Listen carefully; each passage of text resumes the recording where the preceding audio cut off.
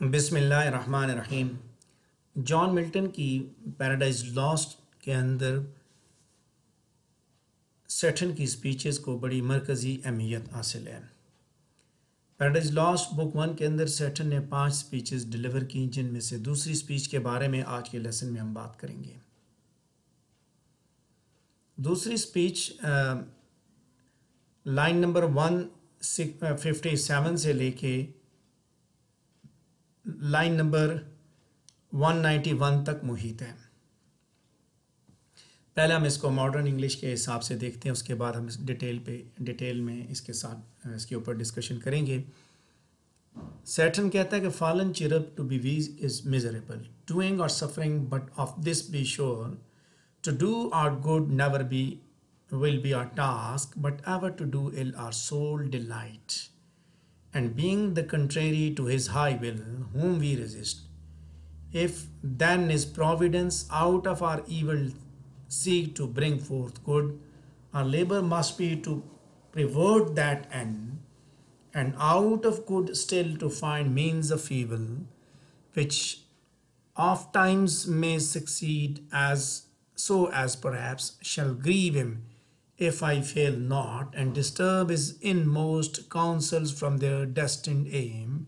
But see, the angry victor hath recalled his ministers of vengeance and pursuit back to the gates of heaven, and sulphurous hail shots after us in storm overblown hath laid the fiery surge that from the precipice of heaven received us failing, and the thunder winged with red lightning and impetuous rage perhaps hath spent his shafts and ceases now to bellow through the vast and boundless deep.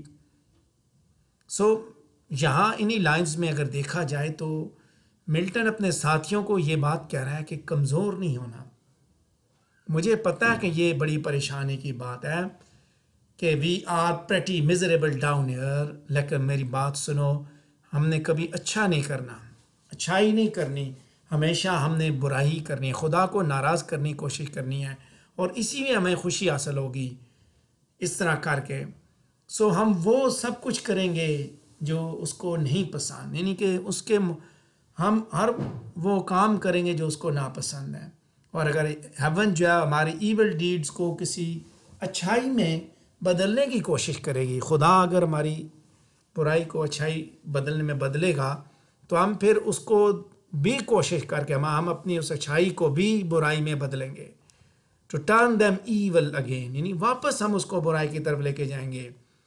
بعض دفعہ ہم کامیاب بھی ہو جائیں گے کہ ہم خدا کو اپسیٹ کریں، نعوذ باللہ۔ So we can do these things to thwart his plans, but look at our enemy. He called back his troops and went back to heaven. So right now we are in the calm of the storm. کہ ہمارے دشمن کی جانب دیکھو، اس نے اپنے troops کو واپس بلا لیا ہے اور وہ جنت میں واپس چلا گیا، ہیون میں چلا گیا واپس، اور اب ہم جو وہ اس کے اندر پرسکون طوفان کے اندر موجود ہیں۔ So they are probably regrouping at the moment and waiting. کہ وہ یہ سمجھ رہا ہے، وہ اپنے ساتھیوں کو کہتا ہے کہ وہ دوبارہ ری گروپ ہو رہے ہیں اور انتظار کریں۔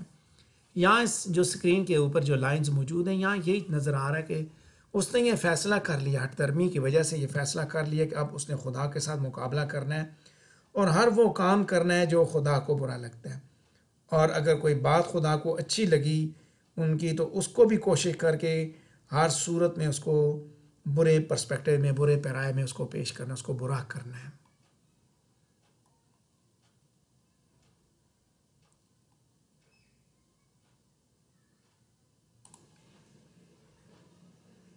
اب آگے سیٹن آگے اسی اسپیچ کے اندر کہتا ہے کہ late us not slip thou Korean weather scorn or satiate fury yield to it from our foe. Seest thou yon dreary plain forlorn and wild, the seat of desolation void of light, save what the glimmering of these livid flames cast pale and dreadful.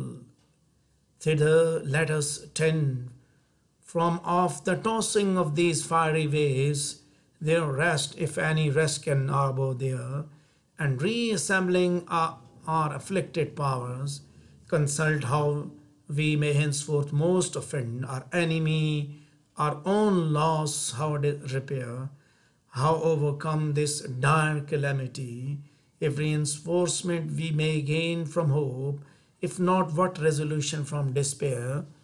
यानी वो कहता है कि अब हमें इस मौके का फ़ायदा उठाना चाहिए, अपने साथियों को कहता है कि अब उन्हें इस मौके का फ़ायदा उठाना चाहिए कि खुदा अपनी आर्मी को इकट्ठा कर रहा है।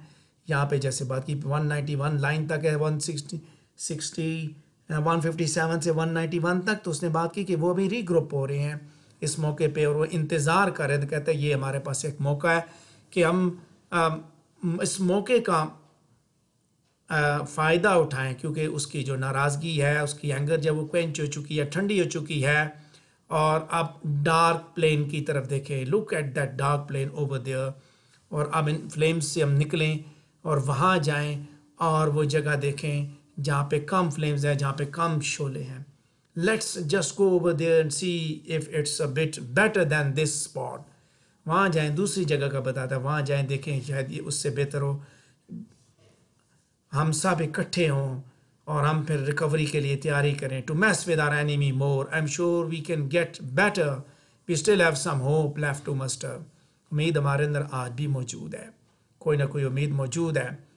So and may be we can come up with some plan today, ठीक है, some situation tolerable. So basically अगर देखा जाए तो इसके अंदर ये जो कुछ लाइन्स हैं शुरू की ना, fallen चेरब to be weak is miserable, to do our good will never be our task, but ever to do will our soul delight. These are 4 lines which are very important. In 4 lines में उसने सारी बात कर दी है कि कमज़ोर नहीं होना, मुकाबला करना है। हम कुछ कर रहे हैं या सफ़र कर रहे हैं, लेकिन ये बात याद रखें कभी भी हमने अच्छा नहीं करना, हमेशा हमने बुरा ही करना। और गलती से हमसे कोई काम अच्छा हो जाए तो फिर हमने पूरी मेहनत करके ज़ोर लगा के उसको गलत करना है। लेट्स सी इसमें क्या बातें की गई हैं। सेकंड स्पीच है जिसकी बात हम कर रहे हैं पेज नंबर 16 पे। सेकंड स्पीच का एनालिसिस चल रहा है सेकंड लास्ट पैराग्राफ से, कि बेल्ज़ेबब बावजूद इसके कि सैटन की विक्ट्री के क्लेम के अभी तक टॉर्मेंटेड है। इस सैड ओवरथ्रो और फाउल डिफीट वैसे अभी तक टॉर्मेंटेड है। इटर्नल पनिशमेंट का उसको अंदाज़ा हो चुका है कि हमेशा की सज़ा है, और वो सैटन को इस चीज़ का एहसास दिलाता है खुदा के खौफ का, खुदा का खौफ करो।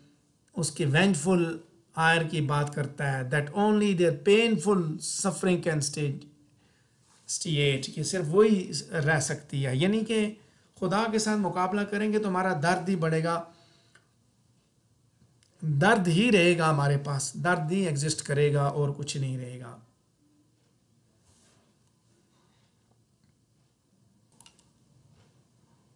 सैटन को इस चीज़ का एहसास हो जाता है कि उसका दोस्त जो है उसकी कुछ अप्रीहेंशंस हैं और खौफ है उसके अंदर, कॉवर्डिस उसकी वो महसूस करता है, विम्परिंग एज कंटेम्प्टेबल।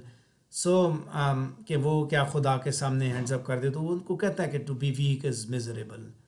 सैटन फर्दर इंस्टिगेट करता है अपने फॉलन एंजल्स को कि खुदा की आई विल को फ्लाउट करें, उसका तमस्खर उड़ाएं और ईवल अंडरटेकिंग्स करें अपनी सोल डिलाइट के लिए।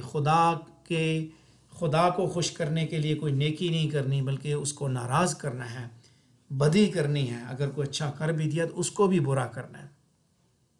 पेज नंबर 16 पे आखिरी पैराग्राफ देखेंगे। अपनी स्पीच के अंदर सैटन जो है वो एक कन्फर्म्ड वर्जन को खुदा की तरफ दिखाता है और अपने प्लान्स, उसके प्लान्स को डिफाई करता है, to bring fourth good out of their सिंस्टर स्ट्रैटेगम्स। सो बजाय इसके कि वो खुदा से माफ़ी मांगे, सीज़ करे अपने गुनाह से, बल्कि वो मज़ीद आगे तैयार है, मज़ीद अग्रीव कर रहा है। बजाय इसके कि वो खुदा के सामने तौबा तायब हो, अपने गलती का एहसास करे, बल्कि उसने अपने साथियों को तैयार कर लिया है कि but ever to do ill are soul delight. So Satan जो है मिलिशियस जाय को कंज्यूम करना out of racking ऑलमाइटीज़ distant M. Satan की अगली जो लाइंस है पेज नंबर 17 पे, मैं पहला पैराग्राफ देख रहा हूँ कि स्पीच की वो फर्दर उसका जो फोर्टिट्यूड है, डिस्टिंक्ट साइंस ऑफ डिस्पेयर के और होपलेसनेस पे वो स्टैम्प कर रहा है। इन लाइंस के अंदर एक सैल्वेज ब्रेक है, اپرچونٹی دکھائی جاتی ہے گلومی ڈیپ ریٹیلیشن کی کہ کہاں پڑے ہوئے ہیں. وہ کہتا ہے یہاں سے نکلیں دوسری جگہ پہ جائیں. وہ جو حل کی بات کی جا رہی ہے یہ جگہ تھوڑی سی مشکل ہے, دوسری جگہ پہ جائیں, وہاں جہاں پہ ہیٹ, جہاں پہ تپش کم ہو, جہاں پہ تکلیف کم ہو, وہاں چلتے ہیں. Let's not slip the occasion, موقع کو نہ چھوڑا جائے. تو یہاں اس چیز کا بھی احساس ہوتا ہے کہ اس کو اس چیز کا اندازہ ہو چکا ہے کہ جہنم میں وہ جس جگہ پہ پڑے ہوئے ہیں وہاں پہ تکلیف زیادہ ہے, وہاں پہ درد زیادہ ہے. پیج نمبر 17 پہ میں سیکنڈ پیراگراف دیکھا ہوں. باوجود اس کے وہ فلوٹ کر رہا ہے, ایب اینڈ فلو میں جا رہا ہے. سیٹن جو ہے ڈریری پین میں پڑا ہوا ہے beyond the lack of fire, اور وہ اپنے ٹروپس کو کمانڈ کرتا ہے کہ وہ دوسری جانب جائیں, وہاں لے کے جاتا ہے ایک کمانڈر کی طرح.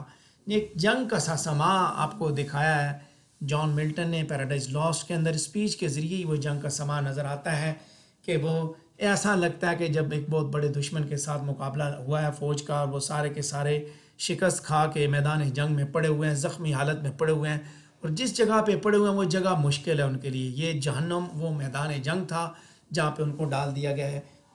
تو وہاں سے دوسری جگہ شفٹ ہونا چاہتے ہیں. ایک لیڈر ہے, لیڈر ہونے کے ناطے وہ ان کو احساس کرتا ہے کہ کمزوری ان کے اندر, وہ ایک روح پھونکنے کی کوشش کرتا ہے, بیدار کرتا ہے ان کو مقابلے کے لیے, اور ساتھ ساتھ یہ بھی کہتا ہے کہ یہاں سے نکلیں دوسری جگہ پہ جائیں, یہاں پہ تکلیف ہے, درد ہے, جو بھی ہے واٹ ایور.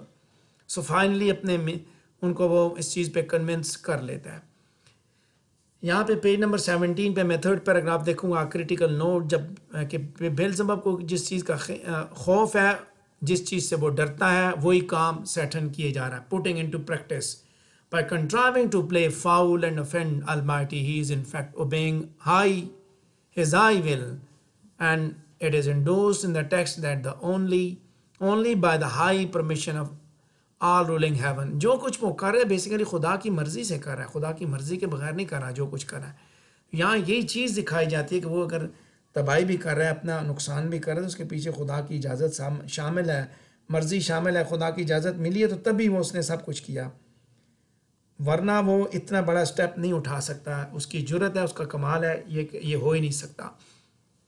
تو اس ساری اسپیچ کے اندر دو چیزیں, ایک تو وہ اپنے ساتھیوں کو کس طرح وہ تیار کرتا ہے, دوسرا وہ میدان جنگ کا نظارہ دکھایا جاتا ہے, اور تیسرا اس کے اندر سیٹن کی جو لیڈرشپ کوالٹی ہے مزید ایکسپوز ہوتی ہیں کہ وہ کس طرح خدا کے ساتھ مقابلے کے لیے تیار ہے, اور وہ کیا کیا سٹیپ وہ لے رہا ہے. اسی کے ساتھ ہماری سیکنڈ اسپیچ بھی کمپلیٹ ہوئی. اگر اس سے ریلیٹڈ آپ کے ذہن میں کوئی کوسچن آتا ہے تو آپ پوچھ سکتے ہیں.